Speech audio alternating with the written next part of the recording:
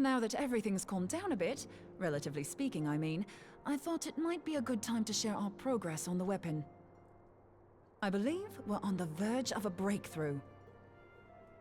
Well, don't keep us all in suspense.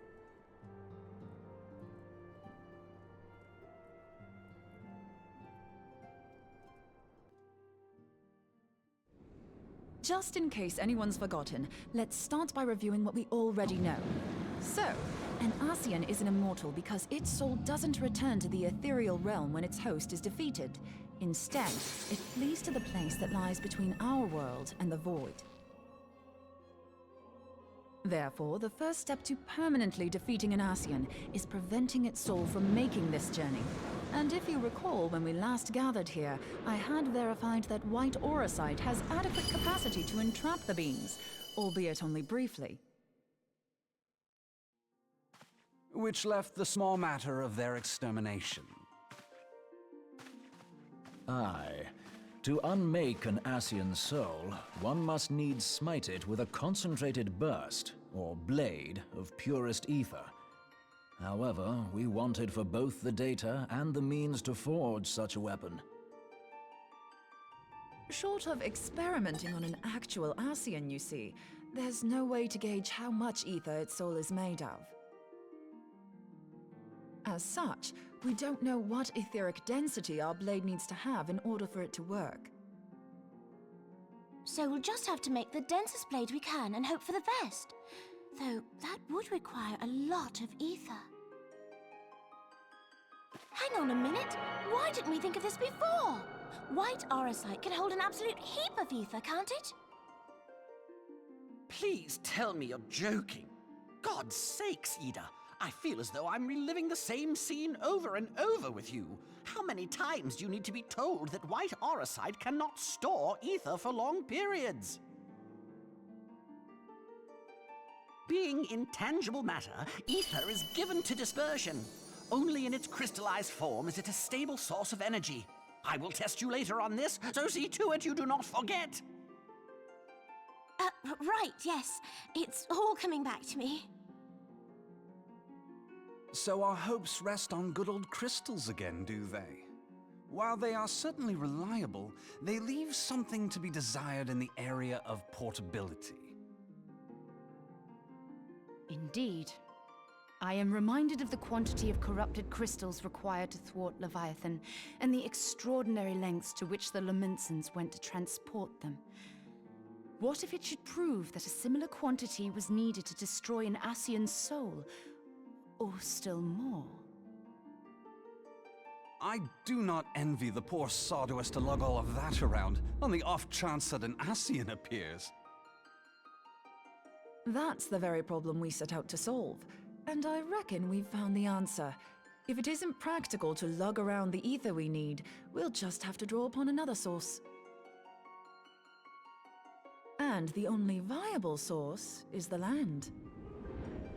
If you mean to tap the Great River of Ether, know that it will entail considerable risk. Meddling with the currents may well induce a surge like to the one which despoiled Mordona. Give me a bit more credit, will you? Why would we need to tap the river when there are veritable reservoirs jutting out all over the land? Aye, I speak of corrupted crystals. It might be that their aspect is out of balance, but a crystal's a crystal. It contains ether, and we can help ourselves to it. While corrupted crystals are indeed abundant, there is no guarantee that they will be in close proximity at a crucial moment. But what if we don't need them to be? What if we could tap their power from afar? A malm away, say? If we could do that, we'd have ready access to ether aplenty in almost every corner of Eorzea.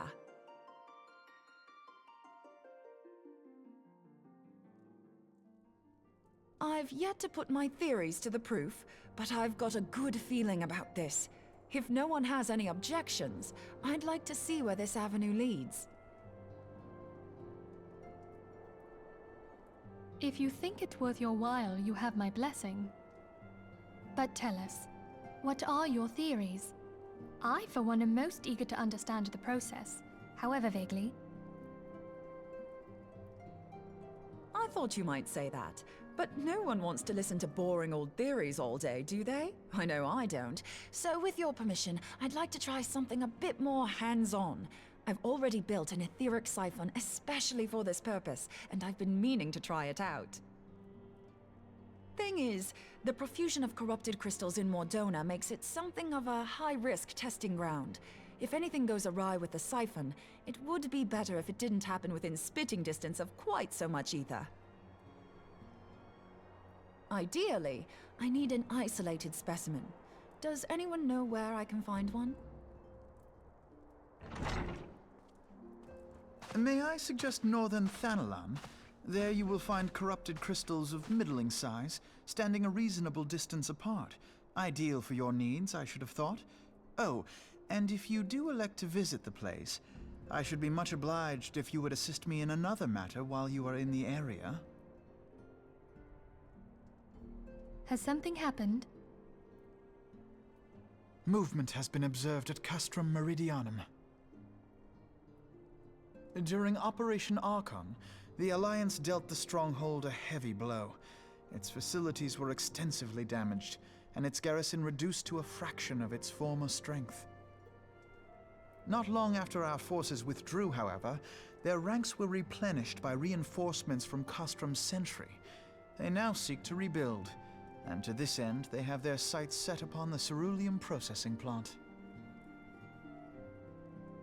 Having lost the Empire's support, the 14th Legion lacks the resources to sustain itself. To them, this is a bid for survival, and they will doubtless fight like desperate men. Though I have dispatched the Crystal Braves, I fear their strength alone may not suffice to stay the Imperial assault. I would request the Scion's aid in the defensive effort. If I didn't know better, I'd say you were trying to inveigle us into fighting your battle with the promise of shiny crystals. Well then, consider me inveigled. I won't lie, the crystals you speak of sound perfect, so the Garleans have to go. Besides, we can't afford to beat about the bush. There's no telling when the Arceans will next appear. Thine eagerness to hurl thyself into the jaws of danger cometh as little surprise. Exercise due caution, I prithee. Though you have become a crystal brave, you are yet a scion, Alphino. We could hardly refuse you. Pray, join the Crystal Braves and lend them your support. Thangred and Papalymo shall accompany you.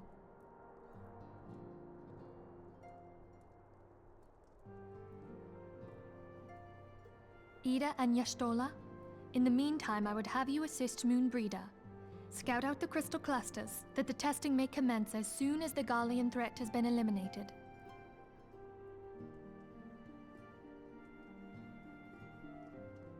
If it please you, I shall continue mine own experiments on white aurosite. Thank you, Arianger. Everyone, pray see to your preparations and depart as soon as you are able. Go well, and be safe.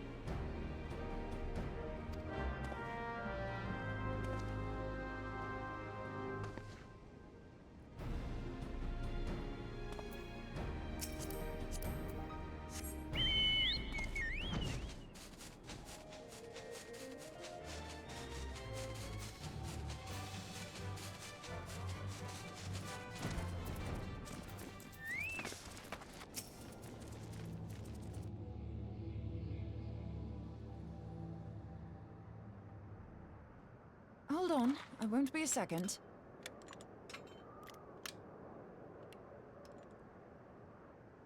The beast seemed peckish, so I gave it a taste of my axe. I know. As Urianger never tires of reminding me, an axe ill becometh the hand of a scholar. What can I say? I like axes. To hear my mother tell it, I came into this world holding one. And it's not as if it stopped me picking up a quill, is it? I often think of the man who introduced me to the joys of learning. He's one of the reasons I decided to come to Eorzea. Him and my excruciatingly stiff childhood friend. Considering how unalike we are, it's a wonder we ever got on. The world's a strange old place, isn't it? Aye, that ought to do it.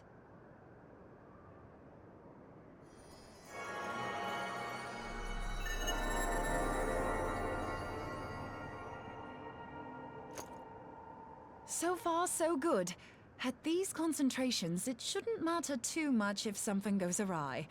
Just enough ether to make it interesting. Did you see that? The way the crystal glowed? The siphon works, I'm happy to say. With a few refinements, it should satisfy our appetite for ether, which just leaves the small matter of forging our blade. I'm not sure how to go about it just yet, but I swear to find a way. I'll put a blade in your hands if it's the last thing I do.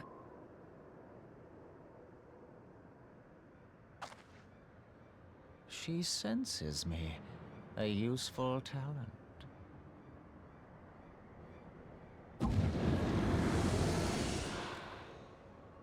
Hanassian, are they onto us?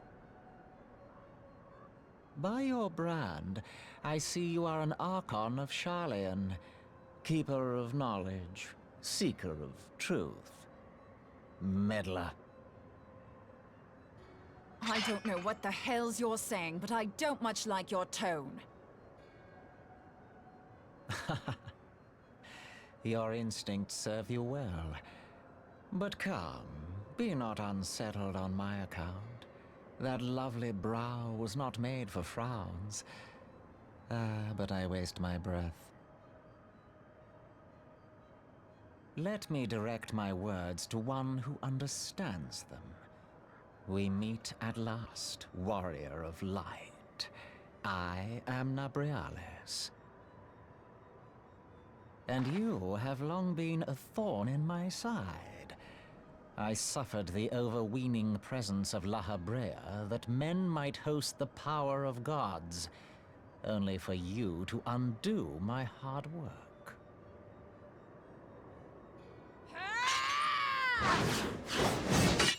Oh, bugger.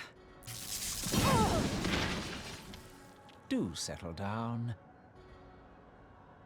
You must concede that I acted in self-defense. But what's this? I do not sense the blessing of light. Oh dear. Could it be that frail Hydaelyn has forgotten her champion? This I did not foresee. Shorn of light as you are no longer a threat. And better yet, the seal is broken. Now is the time to claim the staff. With it in my grasp, I shall rise above them all and take my place at Lord Zodiac's right hand.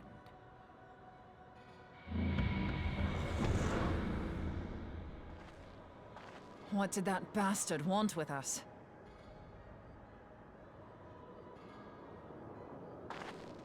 Nabriales, he calls himself. With charm like that, I'll bet he has maidens falling at his feet, unconscious. But this staff, you say just talking about it had the bastard grinning like a brat on his name day. Must be quite a staff. Oh, gods. He means Tupsimati, Master Louis Soir's staff. Minfilia's in danger. We have to get back to the Rising Stones.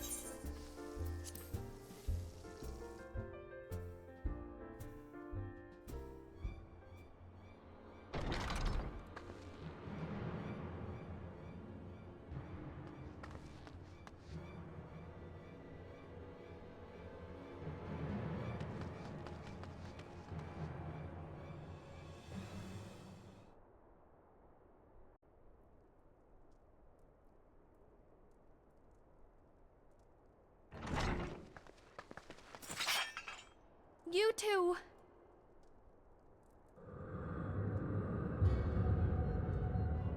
So, you were able to divine my intent. What now, warrior of light? Ah, but that name is no longer fitting. You have become decidedly dull, and quite incapable of barring my entry. What do you mean? You truly do not know? Then I suppose it is only right that I enlighten you. The blessing of light kept you and your fellow meddlers safe. It was that which prevented my kind from entering your domain. My kind, I say, though it had no power over the likes of Elidibus and La Habrea. Being of this world, they could come and go as they please, while I could only look on. But I need look no longer. Now that the seal is gone, I mean to act. Unlike the others, I am not given to waiting. I shall take that staff and bring about the next rejoining. Rejoining? Then it was your doing. The Isle of Val, the scholars, all of it.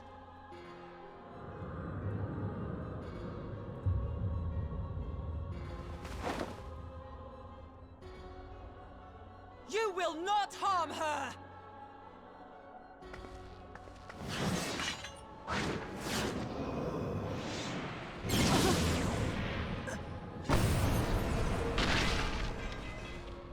Moonbreeder! Why must you insist on forcing my hand? Did you learn nothing from our last meeting? Ah, but I forget. My words fall upon deaf ears.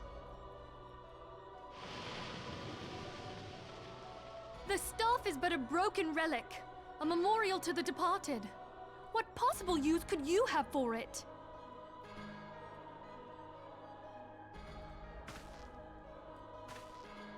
What use?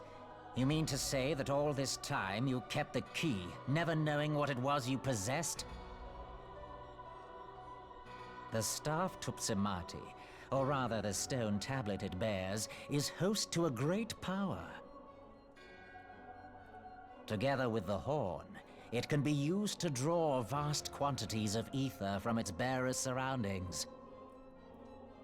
How else do you think Louis Soir was able to invoke the power of the 12 without making them an offering of crystals? Summoning requires not only prayer, but a profusion of ether. Even a child knows that. If I did not know before, you may be certain I do now. But above all, I know that we cannot allow this staff to fall into your hands. I will die before I let you take it.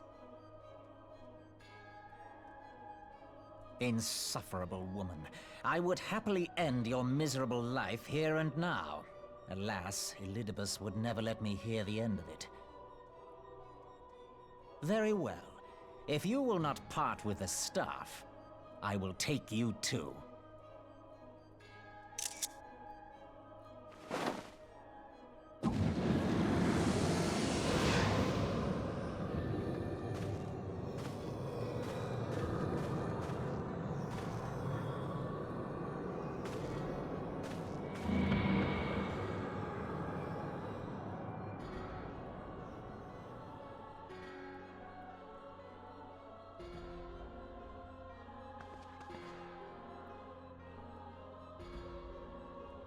After them! Quickly! Before the rift closes!